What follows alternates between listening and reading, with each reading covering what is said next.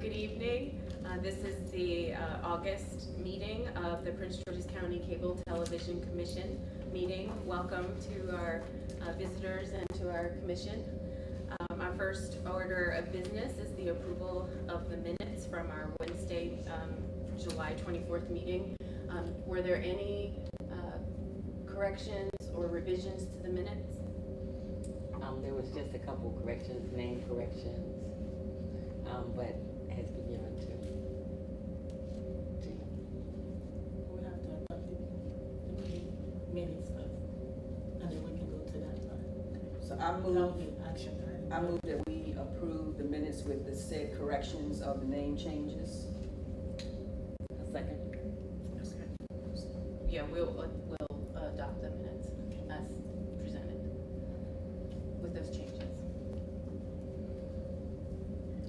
Approval of the minutes? Okay.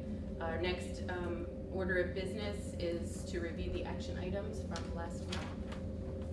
Yes, of course. There is one action item from the last meeting. Mr. Gibbon was at the last meeting, and he stated that he continues to have issues, resolving his ongoing billing concerns. Commissioner Summers suggested that Verizon reached out to him, on one-on-one, or maybe, contact him directly to assist him with all his billing concerns. Karen Handy, the Verizon franchise manager, advised that the commission can visit, that Mr. Gibbons can, get the information by visiting the Verizon store location to receive assistance with all his billing concerns. However, Karen also stated that she would attempt to provide him with, someone to assist him, to understand his billing concerns.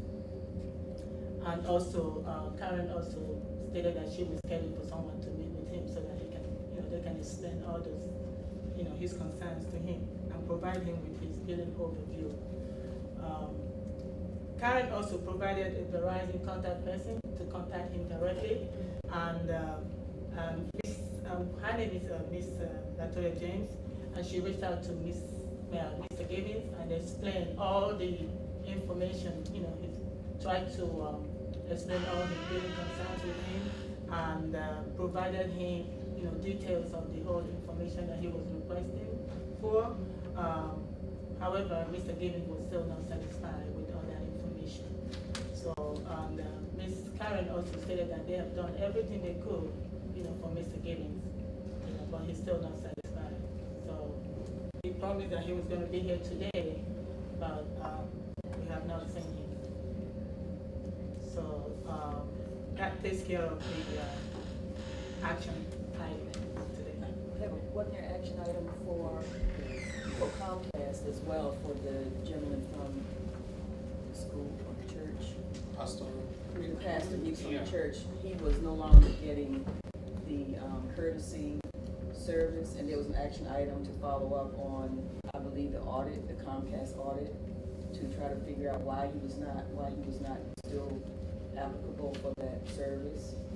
Well, that one we did reach out to Annie because she was here that day, and we were told by her that the audit was on his account, not a countywide audit.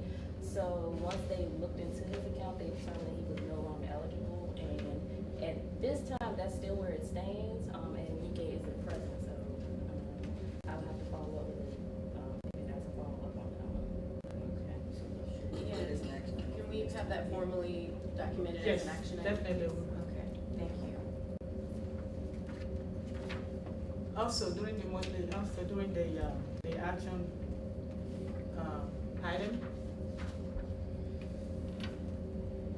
Okay, no, this is for the monthly report. So Okay, you're ready to move on to the monthly report?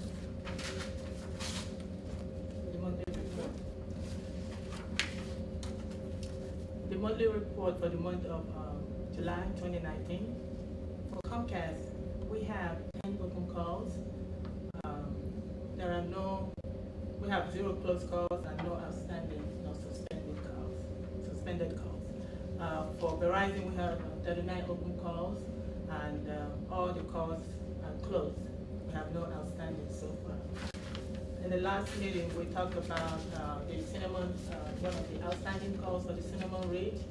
And on 7/31/19, Commissioner Catchy Driver had asked how many to provide an update of the number of completed units as well as the date of completion. So I reached out to the estate management, and they provided update stated that as of 7/31/2019, all the they confirmed that all the work has been done. So as of today, there's no more open calls. So that issue has been resolved. Thank you. So that concludes my monthly report for the month of July 2019. Thank you. All right, we'll next go to the Community Television of Prince George's County report. Yes, that report was submitted and it was accepted. Okay. All right. It doesn't appear that we have anyone registered today for public comment. Is that true? I did have a guy that was supposed to come out, but he didn't show, so I guess we didn't have no here today. And Mr. Gibbons also said that he He did was, say that he would be here. I guess, the rain or something. Yeah, maybe it's the weather. Maybe late or something. Would it be appropriate for me to ask at this point, is there, for Mr. Gibbons, is there anything else that we can help him with? The last time I spoke to Mr. Gibbons, I think that some of his concerns may be a misunderstanding on his part slightly. The last time we spoke to LaToya, he stated that she gave him the wrong price, but I know you're familiar how Verizon will they will give you a price of $89.99, but if you have auto pay, they'll give you a $10 discount. And when he saw the actual advertisement, I believe it said $79.99, but since his account isn't set up for auto pay, the rep told him $89.99. So he was kind of disputing the charge, and he didn't really understand that part. So yeah, so I'm not sure. I will call and reach out to him again. But that was the last time I spoke to him. That was his main issue. Okay. Yeah. All right. Thank you. Yeah, his problem is not understanding how the whole, he's even disputing the fees and taxes, which, is something that he's supposed to pay, but Right. he just don't understand. Yeah. Yeah. But we tried to explain to him, he's still not. Question, do we know if he took the opportunity to visit a Verizon store to get assistance or not? I think he has in the past, but I don't think he did. Not this since the time. last Not since meeting. the last time we spoke, no. He says that they always try to sell him stuff, so he doesn't really like to go to the store. But someone spoke to him directly, but he's still not satisfied. Right. Okay. Okay, good evening. Okay, so we have a Comcast representative report. We don't have anyone here from Comcast. I received a notification that the Comcast representative wasn't going to be here. However, I reached out to Stacy Bonnet, who is also one of the managers, and she never got back to me. So I did not receive any notification from Stacy. Do they provide a written report or anything if they're if No, she just said that she's on vacation. She Okay. won't be back until the 3rd. So I reached out to her assistant, but she's still not able to make it. Okay. All right, so then we'll have our Verizon representative report? There's no report. Okay. Good evening. Thank you for joining us. Okay. We were just speaking about our action item from last month with Mr. Gibbons. Correct? Yes. So thank you for your help with facilitating that. Sure, I was expecting them tonight. We were as well. Yeah. Yes, so, I,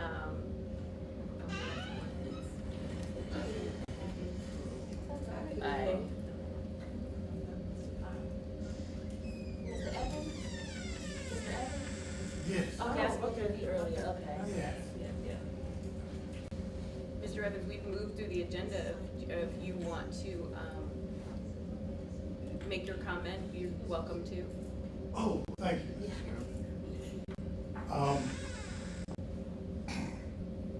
Sorry for being late, I was just finding a place to GPS. My name is Reginald Evans, and I do Christian broadcasting media. I've been doing it for the last 15 years. And what I do is I take churches and I broadcast their sermons. Enjoy doing it. And I moved up to Fort Washington area, and I decided to get back and doing it again. At which time I was working with two pastors to broadcast their ministry. And I had a very bad experience with PGTV and trying to get my sermons on the air, Mr. Chairman. I followed everything on their website. I submitted my 2 DVDs to the station, to the playback technician. He said there was no problem with it, that he would get back with me. I gave a letter addressed to the program director in order to get the programs on the channels. And to this date, I haven't heard from her yet. So I went down there to the station to talk with her. Very disappointing. She told me that she had 5 other churches that she wasn't even trying to broadcast. And then I tried to talk to the executive director. I called her a couple of times, and I didn't get no response out of her. All we want to do is broadcast our church services. Our target market is nursing homes, hospitals, people that are shut in. We found no response or no help getting out of PGTV. I looked at their programming. They spend 2 hours, 8 to 10 every day with just community bulletin boards posting. I don't know whether that's a money-making thing for them, but they repeat shows 3 or 4 times a week. The program director told me that they only put Christian broadcasting on Sunday, and I saw that they put Islamic talk shows during the week 2 or 3 times. They put African preachers on. They put preachers from Texas or other parts of the country on. So I had no other choice. They told me that this commission handles the franchise agreement for cable. So I just asked you, Mr. Chairman, if you can help me get our programming on PGTV. Okay, thank you for coming out tonight in this weather, appreciate it. I think, I don't know, Ms. Driver, do you have any understanding of that process?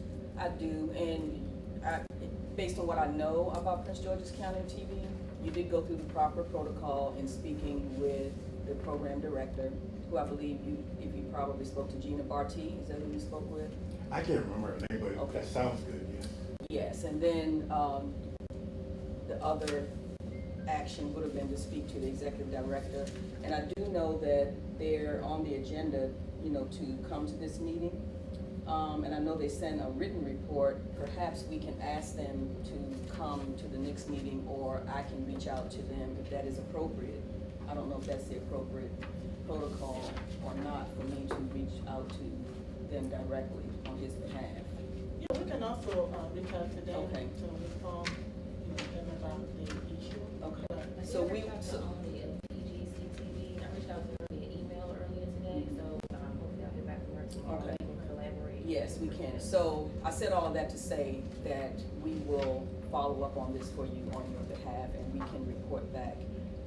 I do think that, if we could ask them to come to the next meeting to give a formal response, I think that would be the most appropriate versus speaking through me or through someone else, or they can provide a written response that we can present at this meeting.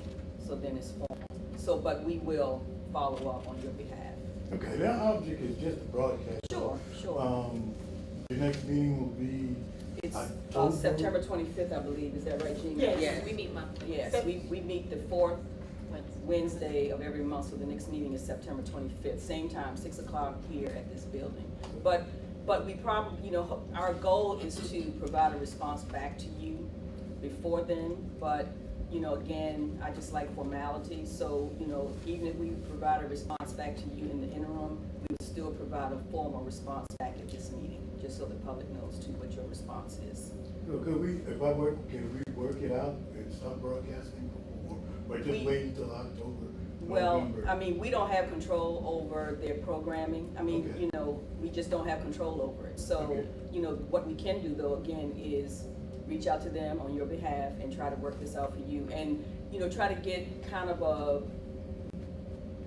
more detailed explanation of why you were declined. Because they do have a process, and normally the process is that you go through the training to become a public access producer. But they do have other ways that if you're not trained through the public access training, that you can submit your programming. But again, it's up to the program director. I do know that it's up to the program director to either accept or decline programs. But again, I promise you that we will follow up on your behalf. Except on the contents or I don't technical know, requirements?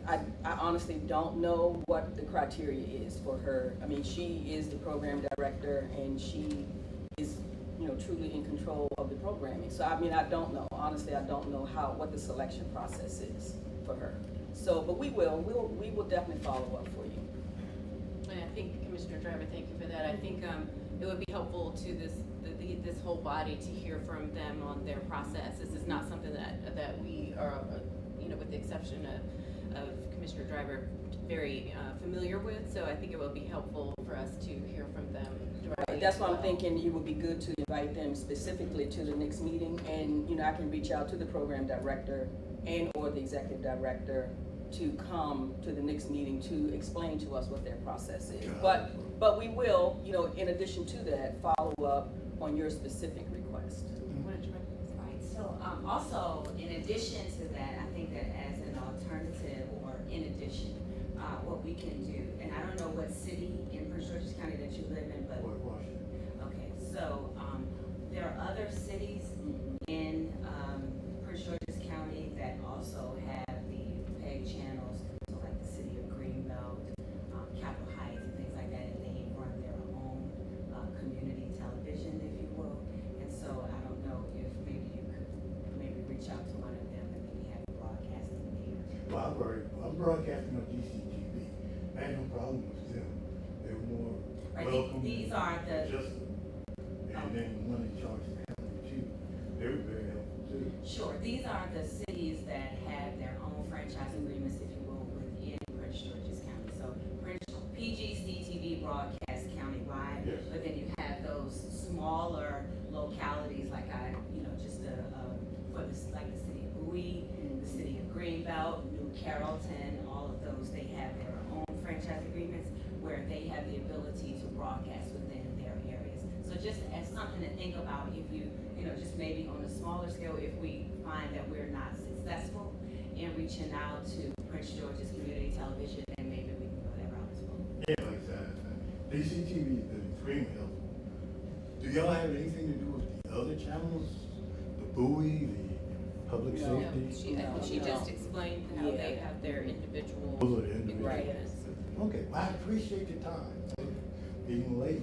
No, thank you. And I look forward to meeting with y'all next month. Thank you. Thank you. All right, And thank you'll you. hear from us before then, hopefully. That's Yeah. our goal. Thanks. Yeah, that's our goal, is to get back to you. But again, we would like a formal presentation from Prince George's County Television to this body so that we all have an understanding, not just me, but that everyone has an understanding. Okay, well, thanks. Thank you. Thank you. So we will record those as action items that Commissioner Driver will personally reach out, and then also have an invitation for them to present at the next Yes, meeting. we'll follow up. Okay, thank you. Okay, so that was our sole public comment. We're moving on to commissioner comments. Does anyone have a comment? I don't.